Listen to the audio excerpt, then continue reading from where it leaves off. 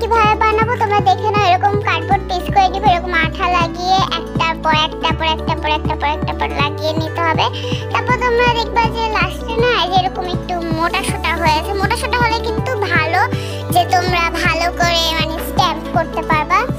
So যেরকম করে আটকানোর পর সাইড থেকে দেখো যে একটু মানে আঁকা বাঁকা আছে, ওগুলো একটু ঠিক করে নিতে হবে। বকস্টিপ দিয়ে যেন আটকে নিবা, যেন খোলার চান্সটা যেন না থাকে। তো বারবার এরকম করছিলাম কারণ হচ্ছিল না।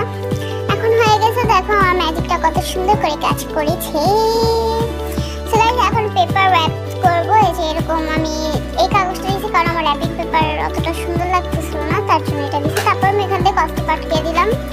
আমি কিন্তু সেটে আঠা লাগিয়েছিলাম, তো এটার মাপে হচ্ছে যে এই কাগজটা যেটা দেখতেছি এই কাগজটা এরকম করে এই যে দেখো পুরো ফুল কভার করে নিলাম।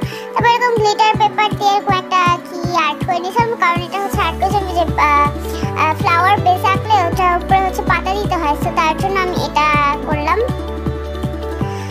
তো তারপর দেখো লাস্টে আমার সাথে কি হয়েছে। তো এরকম করে আর্ট করার পর কেমন যেন একটা ফানি ফানি লাগতেছিল। তো তারপর আমি এখন এটাকে কাট করব। এই যে কেচি নিয়ে নিয়েছি, পরে না আমি ভুলে আটকে ফেলছি এই জিনিসটাকে দুই সাইড থেকে। তো দুই সাইড থেকে আটকাতে হবে কারণ যেন মোটা হয়। চিকন হলে কিন্তু তোমাদের পুরো কাগজে ভরে যাবে রঙটা, কিন্তু ভালো করে স্ট্যাম্প হবে না, সাইডের গুলো রং ভরে যাবে। তো তার জন্য এই যে তোমরা দেখো যে এভাবে করে আটকে নিলাম আমি জিনিসটাকে, কিন্তু বারবার না খুলে যাচ্ছিল সাইড দিয়ে, তার জন্য অতটুকু কেটে নিলাম যাতে আমি ফ্লাওয়ার বেস বানাবো। তো ফাইনাল লুক হচ্ছে এটা। তো সবাই ভালো লাগলে অবশ্যই লাইক